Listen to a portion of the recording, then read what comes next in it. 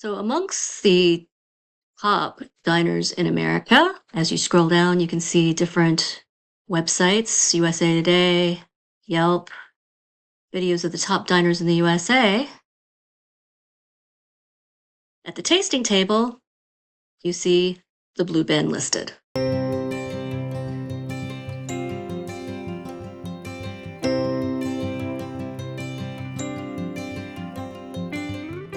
Okay, welcome to this week's episode of Luv Sub. And what do we find ourselves doing this week? We're doing a local foods episode, and we're going to talk about a diner that's one of the most popular ones in the United States. And it happens to be right here in our hometown, which is perfect.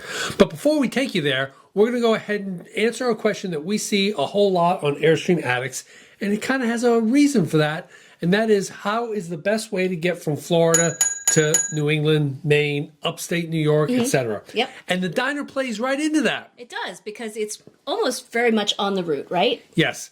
And make sure you stay tuned to the end of this video, because we are going to give you another update on the Luv Sub and its service. yeah, we had a friend of ours from the New England unit who was there getting service on his unit and got another shot that really kind of shows what they're doing. Oh my God, the extent of work they're doing. So yes, it's pretty extensive. We'll cover that. Yeah. So let's go ahead and get right into this. Yes. Okay, for that first question, people always ask, what's the best way? So you can see from this map here, I've got a map of how we go from, say, Melbourne, Florida and Lanyard Harbor all the way up to Acadia National Park.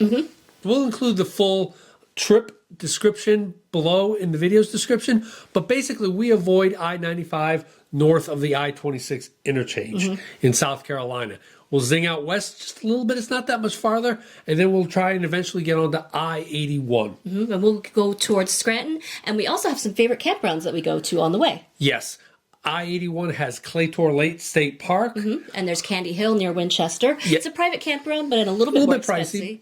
Still there's a KOA just off the way in Lexington, Virginia that we stay at a bunch. So there's a variety of places to go, including Promised Land State Park once you make that right on the 84. Yes. A lot of people will advocate getting up to Acadia National Park by continuing on 84. And that's one way to do it, for sure. Or going up to the Mass Pike and then taking that right. However, we advocate going just a little bit further north, taking that right onto 7, and heading towards our hometown of Bennington. And if you get to Bennington, there's a nice rest area that is a potential stop for you if you wanted to stay overnight. And you could always Uber into town, which is only like a mile away if you wanted to keep hitched up.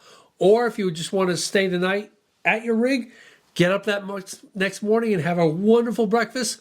We've got the diner for you. Yes. And so we are going to show you a place to park around the diner, and we'll also show you this rest area.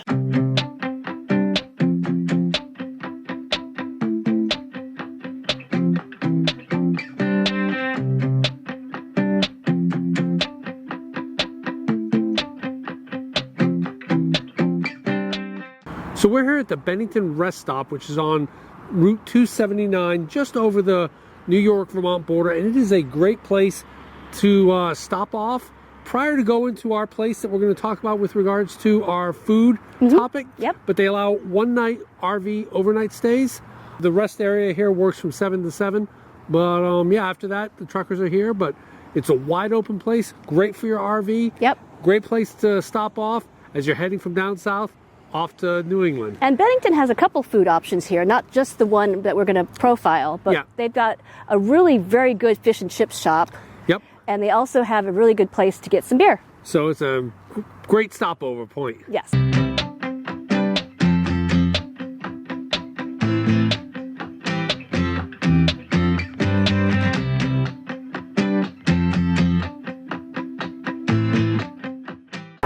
So even if you don't want to stay overnight here, this would be a great place to have lunch, because you can sit here at the picnic tables here and have a view of the Bennington Monument. All right, we are here at the Blue Benn Diner, which is a great place to have breakfast or lunch, whether you stayed at the rest area or you're just passing through town. If you're passing through towing, there's a place just down the road that would be a perfect place to stop off. Yeah, we'll go ahead and show you that, because you need a place to park your vehicle if you're hanging out here. Yes. Just north of the Blue Benn Diner on Route 7 is this huge parking lot, which would be easy, super easy to pull your Airstream into. It's just a few 100-yard walk. You can kind of see the Blue Benn off in the distance there, so you can just walk there. But yeah, this would be a super easy place to pull your Airstream into and come to the Blue Benn Diner. Okay, so the Blue Benn is one of the fixtures here in Bennington. Yes. One of the most famous diners. And when was it here? It was placed here in 1948. I say it was placed here because it was almost fully assembled when it arrived. Right, this is one of those rail car diners, right? Yes, and it was built by Patterson Vehicle Company from New Jersey in 1948, and it was their Silver City Diner collection. And one of the things that we've learned is that Patterson, New Jersey is kind of like the epicenter of diner manufacturing, and they still have a boatload of diners in New Jersey. Yes, back in the day, there were about 20 companies making diners and sending them all over the Northeast. Yes. Before we go in, I'd like to talk a little bit about the dining etiquette here. Yep. If you walk in, and the little area in front as you walk in the door is called the vestibule. Yep. And if there are people waiting in the vestibule and you would like a booth, you're going to have to wait, and they have a nice little seating area there. But if you want a booth and there's no one in the vestibule, just stick your head in and see if there's a booth available and ask the waitress if it's open. Yeah, because we're so close to Williams College, there's many famous celebrities who often dine at the Blue Benn Diner, and there's stories of some of them saying like, wait a minute, do you know who I am? Right. But there's also other cool stories like Marissa Tomei, who had to wait for her booth. Yep. And she just hung out with the customers in the vestibule, just being a normal person. Correct. Which is super cool. And also, if you want a seat at the counter and there's an open place, you're good to go.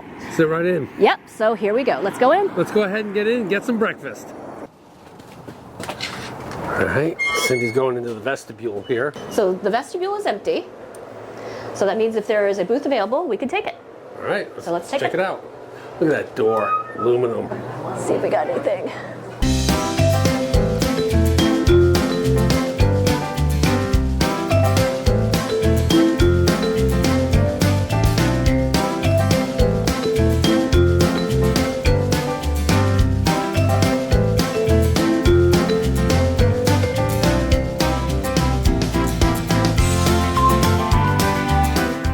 You know, it's really great seeing all the original furnishings. You know, this Formica table, it's probably been used since 1948. The old core seats, the tile here, you can see the Formica tile. You know, we got our little jukebox, all the condiments. It just brings back that old core nostalgia that sometimes you don't get, you know, especially in these diners that are recreated. Look at these old core window latches. It would have taken something. Totally reminds me of the Airstream front window for some reason. Look at that. All right, pop that thing out for a warmer. What are some of our favorite other diners, beans? We've gone to Penny's Diner in Ballin, New Mexico. Ballin, New Mexico. That was delicious. The best huevo rancheros ever. And we also went to, I think, Palatka at the Florida. Florida's oldest diner. Angel's Rail Car, I think. Yep. And so, yeah, we've hit a couple of the originals, but this one here is obviously a hometown favorite. And it's classic.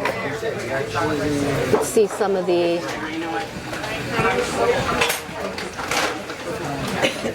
boards up there that have the different extra menu items. And you can get your souvenirs as well. All right, see what you get. I got the classic Vermont omelet, which comes with apple, bacon, onions, and it has fried potatoes on the side. It comes with toast and jam, and this is an enormous portion. Yeah, normally we come here at least once a year after our medical, when we have our blood work done for our annual physical. We come here After fasting, that way we can just load up on the carbs and the calories afterwards. We can be bad. the grease. Absolutely. I got the corned beef hash with 2 eggs over easy, home fries, and toast. All right, let's dig in. Let's dig in. So you can see the big portions of the apple and all the bacon in here. And I just steamed everything up. Excellent.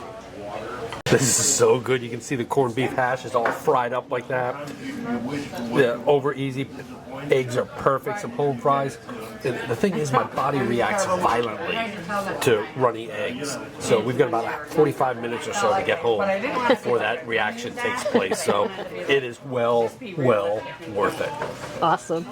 All right. As you can see, I'm a member of the Clean Plate Club. It was delicious. I can feel the cholesterol throbbing through my arteries as we speak. How about you, C? How do you do? I think I made it halfway. So we're gonna take a box home. Yeah. Still very good, huh? It was How are excellent. the apples in an omelet? That's kind of crazy, huh? It was really good. The apples were not too sweet. They were cooked perfectly. So very nice and soft. We brought our book to the diner, so we were prepared. Yeah, even though we live here, we're being tourists today. Yes, we are. Tourists in your own hometown, right? Correct. All right, here's the rules. You know how much we love Luv Subbin rules. And it's just basically how to get a seat here and how to wait for a booth properly.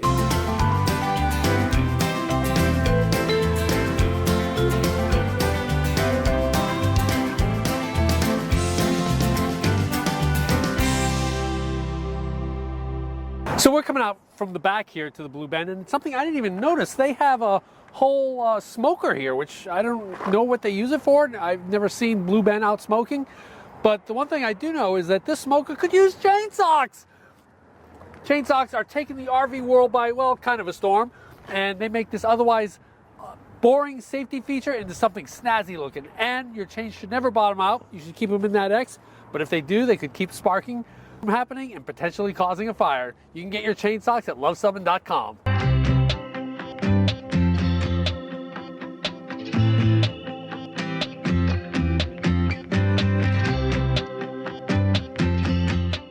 All right, well, there you have it, the Blue Benn. What do you think? I think it's a very special piece of history that remains in Bennington, our hometown. And if you want to learn a little bit more about this, there's a book in the Bennington and the Manchester bookstore about the Blue Benn. And we have something interesting that's going to be happening later on this week. Yeah, so before we get to the big news, hey, March 6th, Thursday, we're going to be on the Riveted Podcast. So make sure you, first of all, follow the Riveted Fox Podcast. A link will be in the description below, but check out our podcast when it comes out on Thursday, March 6th. Yes. All right, let's talk about the Luv Sub. Yes. We got a picture in, and you can see what it looks like now. Yeah, this one of our friends from the New England unit was having service done on his Airstream, so he took these pictures. Apparently, it's in like this special room, like the Airstream ICU. Yes, so Yeah. you can see our axles in the back, you can see our tires, and everything has been taken off, including the steps. Yeah, they've dropped the steps, they've dropped all the tanks, freshwater, gray water, black, everything. And even the bumper. Yeah, the bumper, all the trim around the sides been taken off. So part of me was like, oh my God, I hate seeing it all ripped apart. And this picture was taken last Wednesday, so you can see there's a ways to go. Yeah. But if you like this video, Give us a big thumbs up. and if you think we earned a subscription, click the subscribe. And comment below if you have a diner in your hometown that you would like to share. Because we come out with RV and Airstream related videos just like this one every Tuesday. Thanks for watching. Cheers. Cheers.